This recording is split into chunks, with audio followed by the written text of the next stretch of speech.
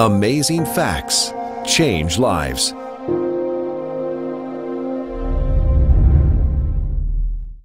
It was ongoing with me. I would get up and drink.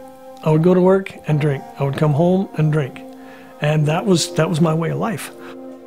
I had an older sister, and in 2008 we received a phone call from her husband saying that she was involved in a very serious home accident.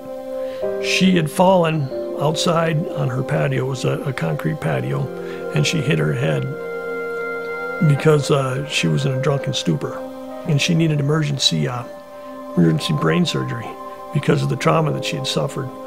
And so they were able to stop the bleeding in her brain, but her organs started shutting down one by one. So here I was, hadn't had a drink, being a full-blown alcoholic myself, hadn't had a drink in probably a full day, which was, a lifetime for me. And during the time we were watching there, and they said that she wasn't going to make it, and we had made the decision as a group, with her children present and her husband, that they were just going to go ahead and pull the plug. And during that time, watching her fade away, God forgive me, but I sat there asking her to die fast so I could go get a drink. And, I didn't even see it then. I didn't see how bad I was at that time. But, I look back on it now, and it tears me up. But alcohol, that's what it does to you. I was walking out to go to work one morning with my breakfast, which was a 6-pack of beer. And as I was climbing into my truck, it just hit me that it was enough. So I turned around, I took the 6-pack of beer, and I threw it in the trash can, and I went and told my wife I needed help. And there's 2 things I never do: ask for help and throw away beer. And, thank God I was able to do both. Well, when I finally got to the hospital, and they came, got me, and took me in, and when they did a blood alcohol on me, they had to do it twice because they weren't quite sure it was right, but it was 0.38. They were all amazed I was even able to walk in there, let alone, being conscious. It was about 2 months after I got out of treatment and starting my fresh life. I'd left home, left my wife, and I was going to start my new life of sobriety, and she wasn't going to be part of it. So I'd moved out, and I was on my way to the store one morning when I was T-boned, broadsided by an oncoming SUV on the driver's side door of my truck. And this driver was doing an estimated 65 to 70 miles an hour. He hit me smack on my side of the door. I woke up in the passenger seat of the truck. And I remember coming to and hearing people standing outside. Look, he's still alive. There was hairline fractures in my pelvis, and there was a compression fracture in my spine. And so, on all intents and purposes, I walked away from an accident I had no business living in. Well, with a broken back, I wasn't allowed to be vertical for but very short periods of time, and I wasn't very mobile with a fractured pelvis. So I was forced to move back home. And, thank God I've got a stubborn wife who was willing to take me back and put up with all this.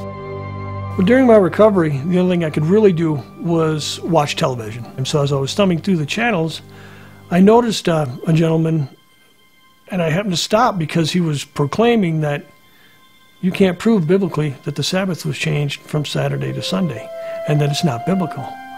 And I thought, well, you know what? I think I can do this. So I took up my Bible and I did something strange to me, which was actually studied. And over the course of several months of watching this man, who I would later discover was Pastor Doug Batchelor,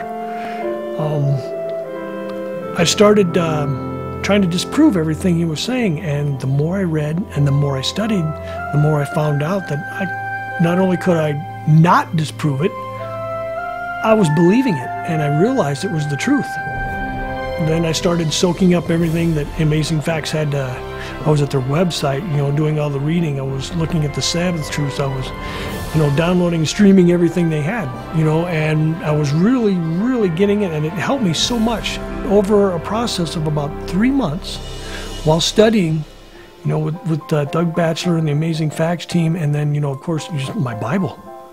But over that 3 months, I had fallen in love with Christ like I had never had before. And not only was my back and my pelvis healed, but my soul was healed. And I experienced an emotional and a mental healing that, you know, I had been longing for years. I've got to do something. What do I do next? So I looked up in the phone book and I found the number for the local pastor. And I called him and I said, "Hi, my name's Brian. I've just been converted. Where do I go?" And the poor guy was like, "Brian, it's nice to meet you. Converted from what and go where?"